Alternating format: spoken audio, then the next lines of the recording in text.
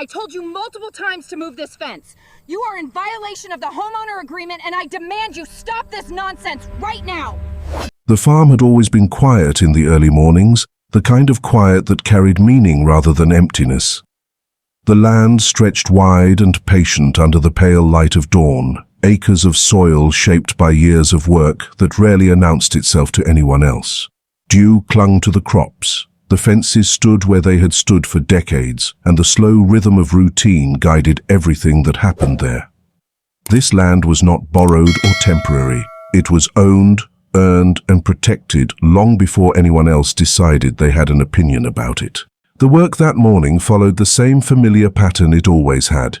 Equipment checks came first, then a slow walk along the fence line, watching for broken posts or signs of intrusion.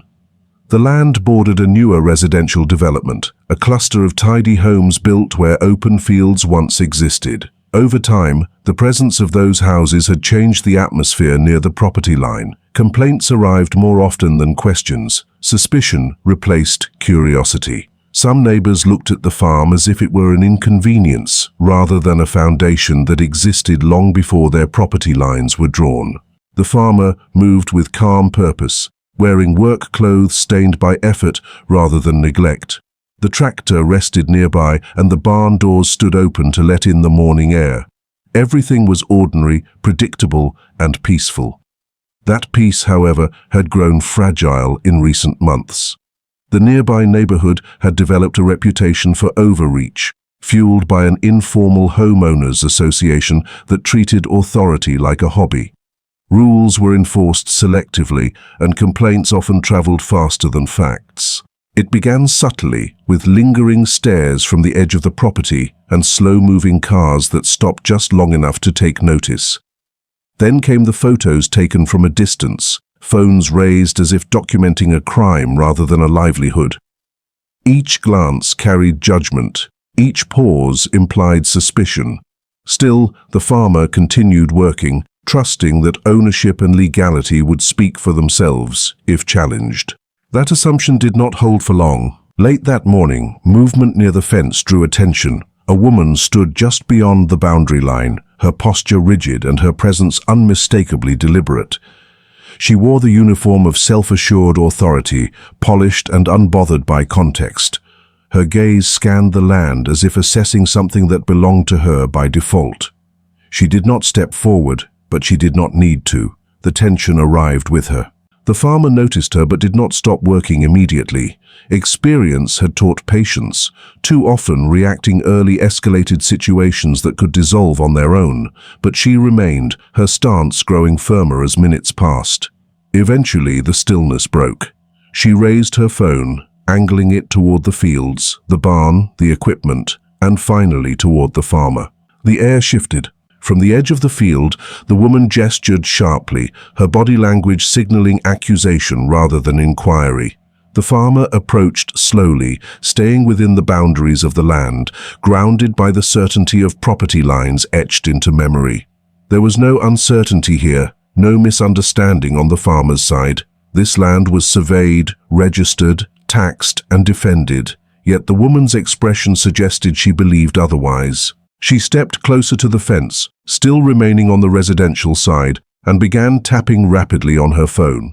The farmer could not hear words, but the meaning was obvious. This was not a neighbor seeking clarification. This was someone escalating a situation without first understanding it. The farmer stopped several feet away, hands resting calmly at their sides. The wind moved through the crops, indifferent to human tension. For a moment, the scene froze in a strange contrast between nature's indifference and human entitlement. The woman's phone remained raised, her attention divided between the screen and the land she seemed to believe was under threat. The call was made. The farmer recognized the pattern instantly. This was not about safety. This was about control, about a belief that proximity granted power and that calling authorities was a shortcut to validation. The woman's confidence seemed to grow with every passing second, her posture straightening as if backed by invisible reinforcements already on the way. The farm, however, had seen worse than misplaced confidence.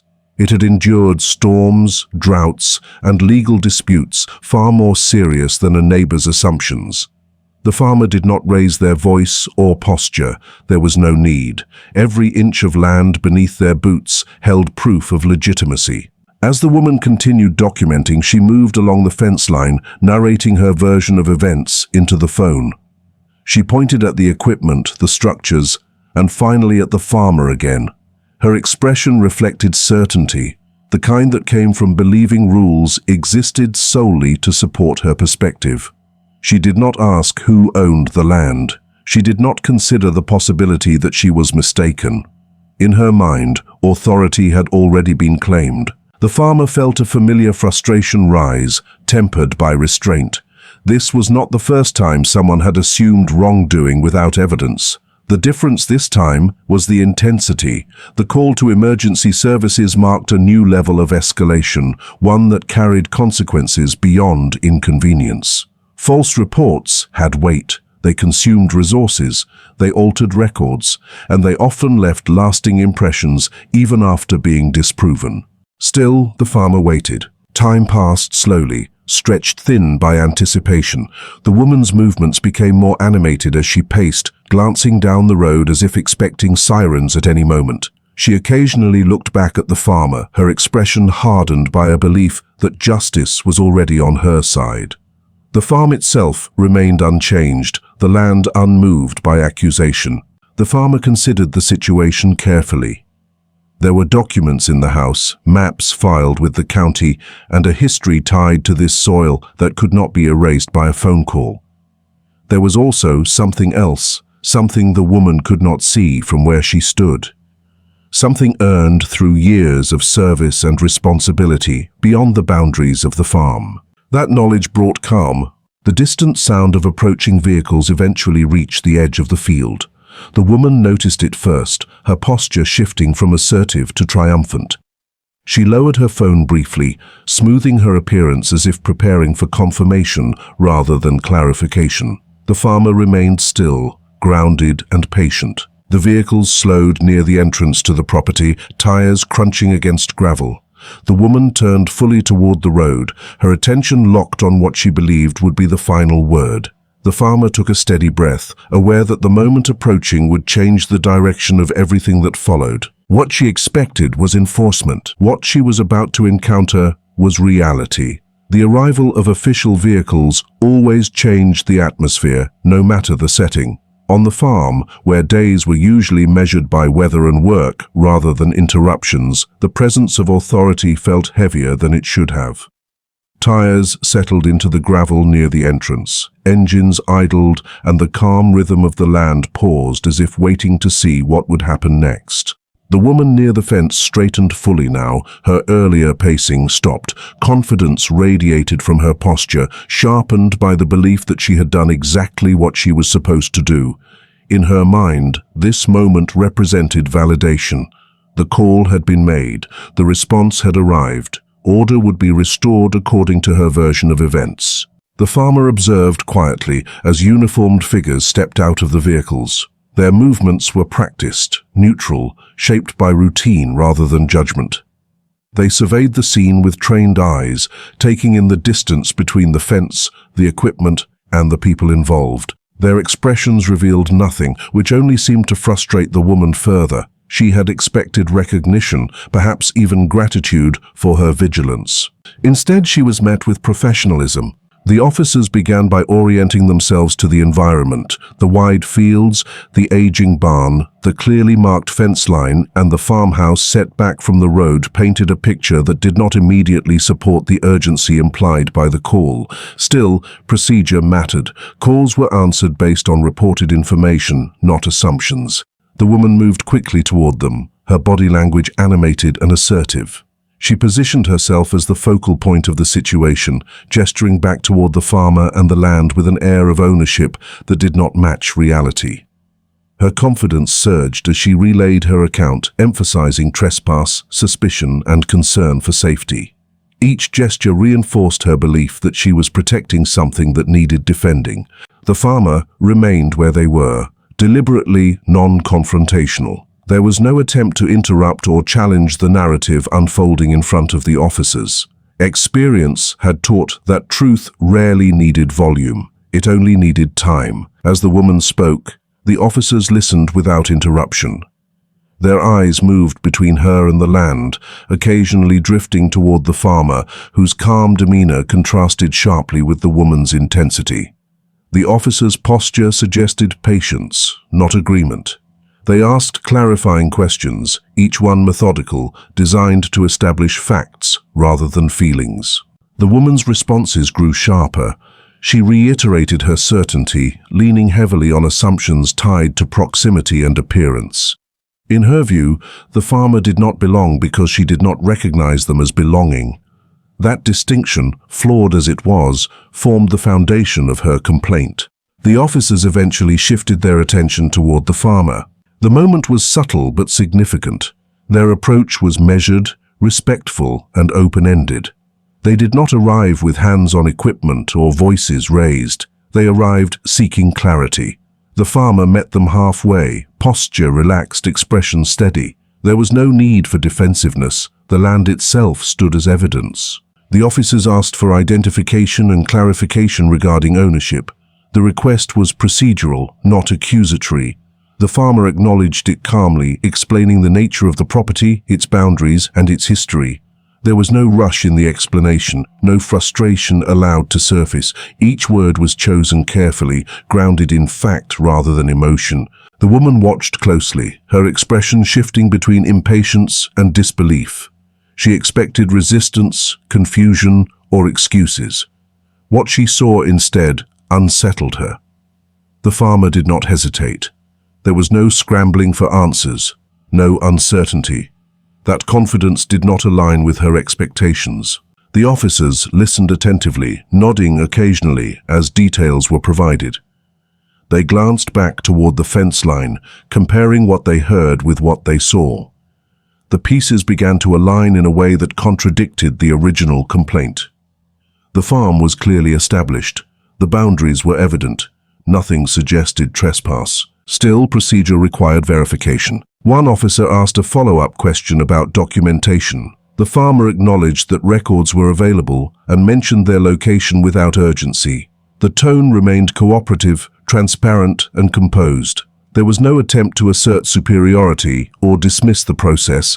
Respect for the system was evident. The woman's demeanor began to change. Her certainty faltered slightly, replaced by irritation.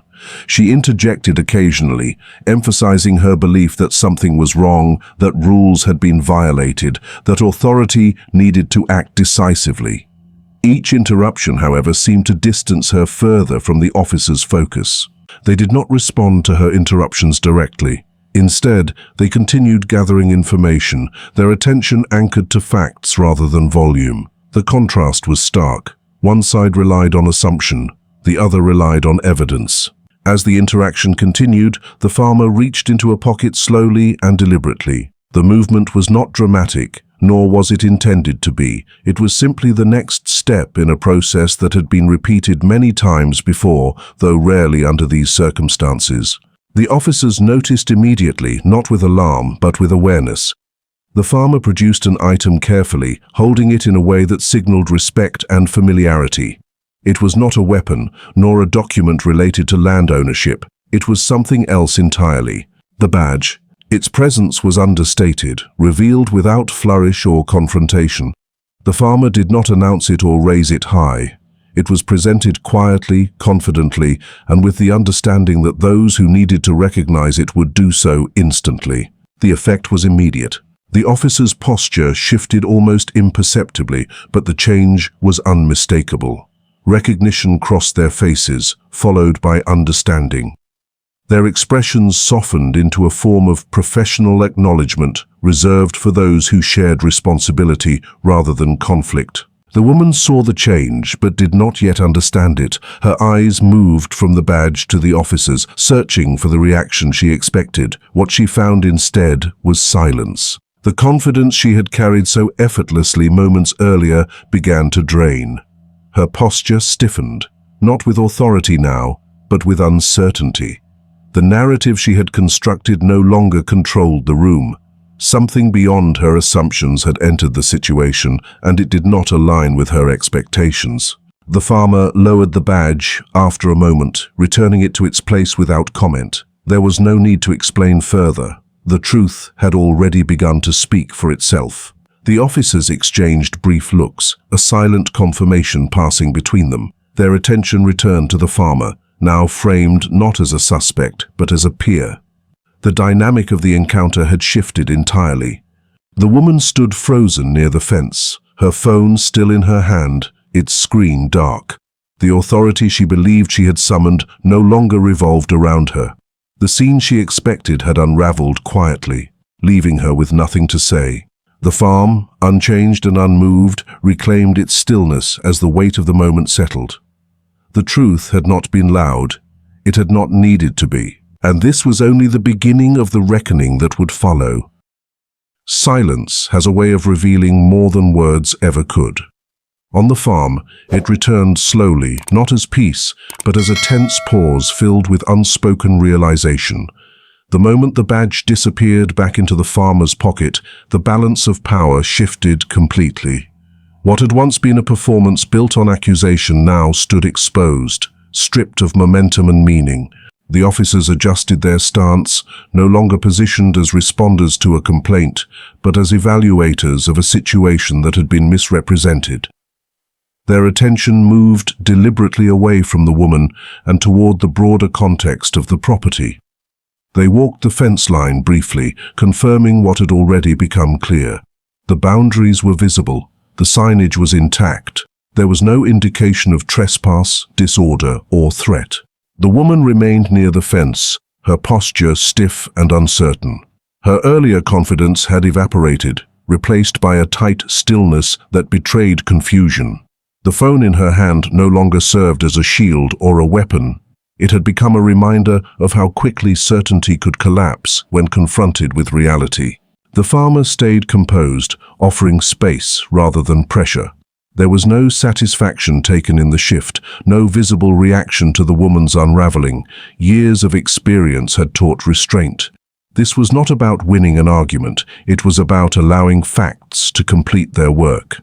The officers returned and began addressing the situation with renewed clarity. Their focus shifted to the origin of the call, the information that had prompted their response. The woman was asked to explain her reasoning in more detail. Without the momentum of assumed authority behind her, her account faltered. The words that once came easily, now tangled, weighed down by the absence of evidence. She referenced concerns, impressions, and what she believed should have been the case. None of it aligned with what stood in front of everyone. Each explanation revealed more about her assumptions than about any actual violation. The more she spoke, the more isolated her position became. The officers listened patiently, documenting details with quiet efficiency.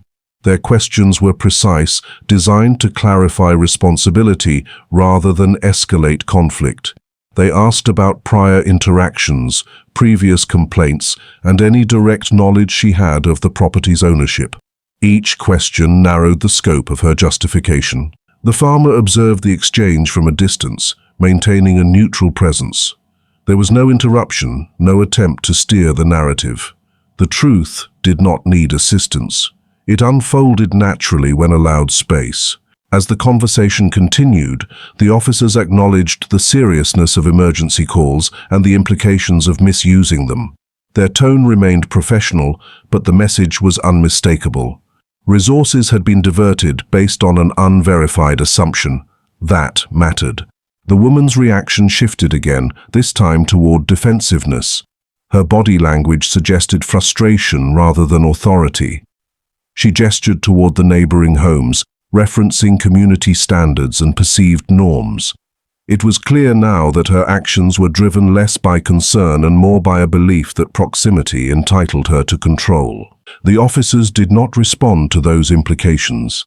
They redirected the discussion back to facts, emphasizing property records, boundaries, and legal ownership. The conversation moved out of the emotional realm entirely, where it no longer served her.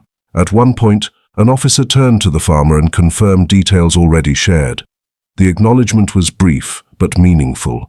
It reinforced the legitimacy of the farmer's position without dramatization. The woman noticed, and her expression tightened further. The farm itself seemed to reclaim the moment. A breeze moved through the crops, and distant sounds of work resumed as if nothing extraordinary had occurred. The land had outlasted countless disputes before this one, and it would outlast this as well. Eventually, the officers concluded their assessment. The call, they determined, had no basis in trespass or wrongdoing. The farmer was within their rights, on their own property, engaged in lawful activity. The matter, from a legal standpoint, was settled. What remained was accountability.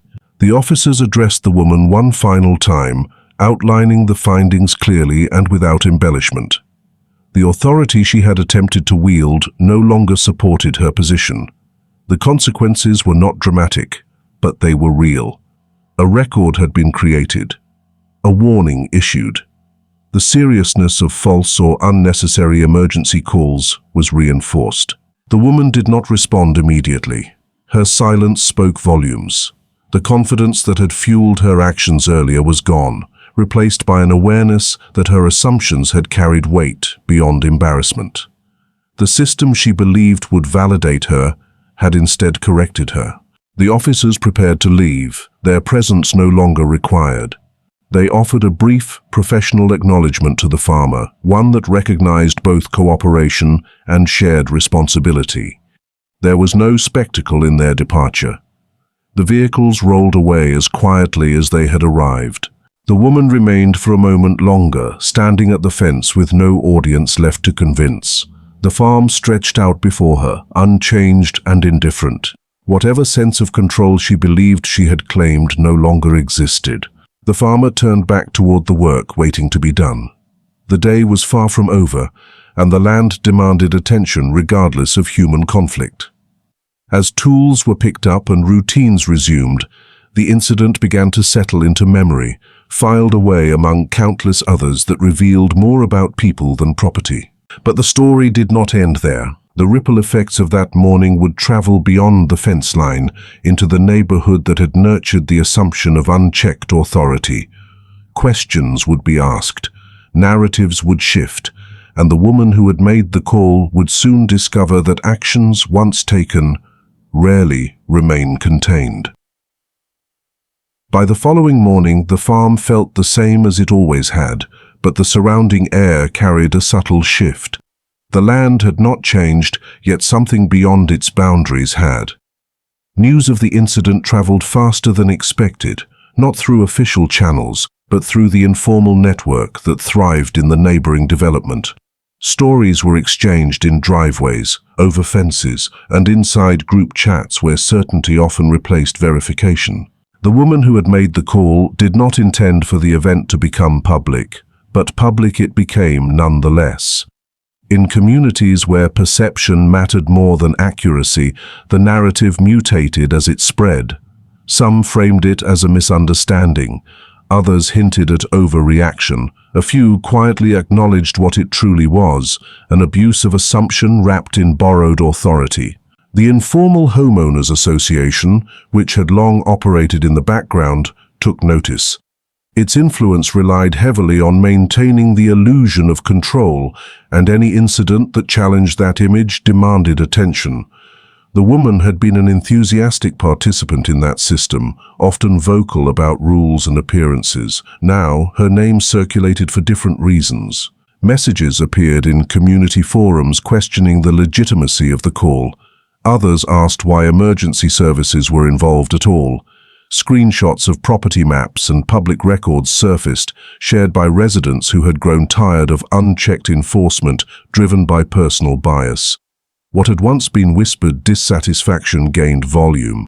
The farmer became aware of the discussion indirectly. A neighbor from further down the road stopped by under the pretense of a casual visit. Their tone was careful, their questions deliberate. They mentioned hearing about the incident and expressed concern about escalating tensions. It was clear they were gauging whether the situation would grow into something larger. The farmer responded with measured clarity, explaining only what was necessary. There was no interest in fueling speculation or assigning blame publicly. The land did not require defense in gossip circles. Still, the conversation confirmed what had already become apparent. The incident had unsettled more than one person. Meanwhile, the woman faced an entirely different atmosphere within her own neighborhood. The confidence she once displayed now met resistance. Her attempts to justify her actions found fewer sympathetic ears. Some neighbors questioned her judgment openly. Others distanced themselves quietly, unwilling to be associated with unnecessary conflict. The Homeowners Association, sensing potential liability, began reviewing recent complaints and enforcement actions. What they discovered was uncomfortable. Patterns emerged. Calls had been made, reports filed, authority assumed without verification. The incident on the farm became the catalyst for a broader examination of behavior that had gone unchecked for too long. Emails circulated internally, cautious in tone but heavy with implication. The association's leadership realized that what had once been brushed off as vigilance could now be interpreted as harassment. The line between community standards and personal overreach blurred dangerously when scrutinized. The woman, once so certain of her standing, found herself excluded from conversations she once dominated. Meetings proceeded without her input. Her messages received fewer responses. The authority she believed she held had always been fragile, dependent on compliance rather than legitimacy, now that compliance was eroding. On the farm, life continued uninterrupted. The farmer focused on work, preparing for the season ahead, yet even there, signs of change appeared.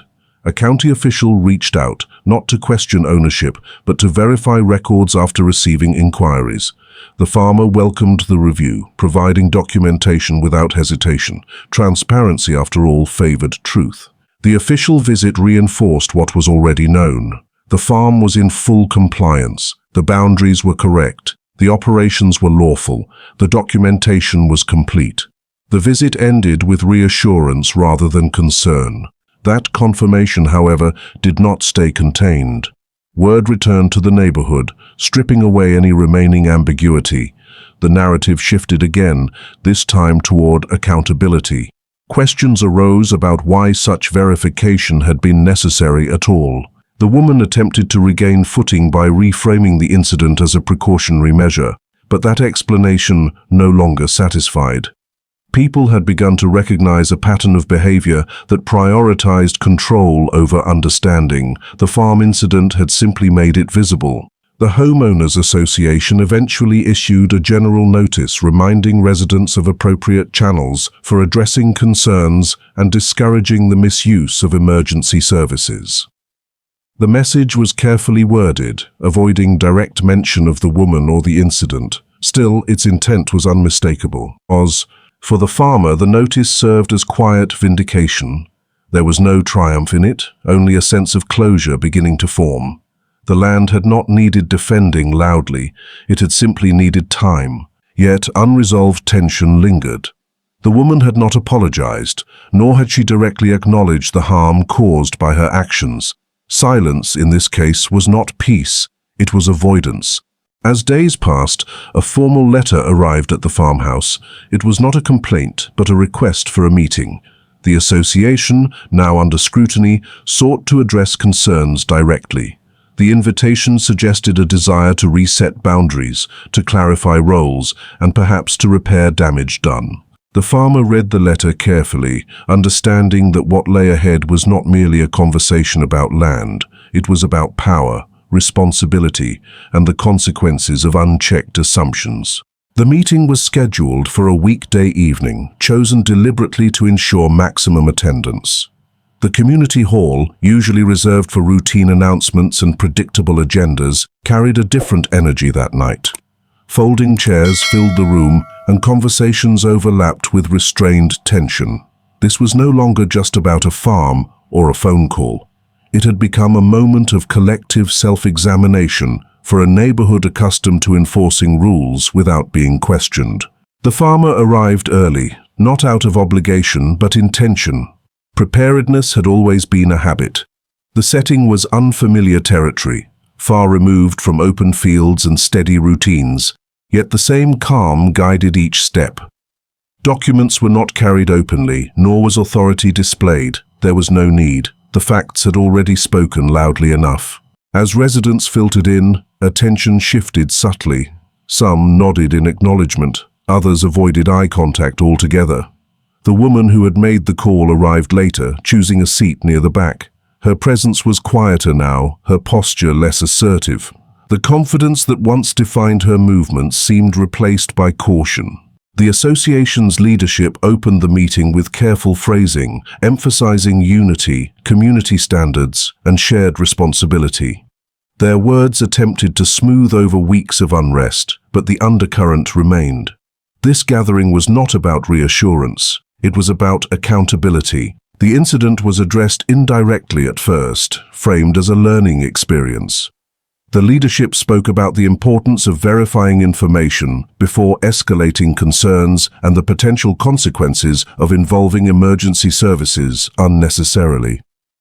Their tone suggested damage control rather than reflection, but the room was listening closely. When the floor opened for comments, silence followed. No one wanted to be first. Eventually, a resident stood and spoke about how the neighborhood had changed, how vigilance had turned into suspicion. Another followed, referencing the farm incident more explicitly, questioning why assumptions had gone unchallenged for so long. The farmer listened without interruption. This was not the moment to dominate the conversation. The truth, once again, was doing its work through others.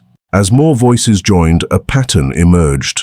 Residents described feeling pressured, monitored, and judged. Complaints had been filed over minor issues. Authority had been wielded unevenly. The farm incident became a symbol rather than an exception, representing a broader misuse of power. The woman shifted uncomfortably as the discussion unfolded. Though her name was not spoken, the implications were clear. Each example reflected behavior she had normalized, justified by proximity and perceived entitlement. Eventually, attention turned toward the farmer. A request was made for perspective, not as a challenge, but as an opportunity to clarify. The farmer stood slowly, drawing quiet attention without effort. The room settled. What followed was not a defense, but a reflection. The farmer described the land's history, its legal standing, and the shock of being accused of trespass on property owned for generations. The narration remained measured, factual, and devoid of accusation. There was no need to assign blame. The impact of the event spoke for itself. The farmer also addressed the broader issue, emphasizing respect for boundaries, both physical and personal. Authority, they explained, carried responsibility.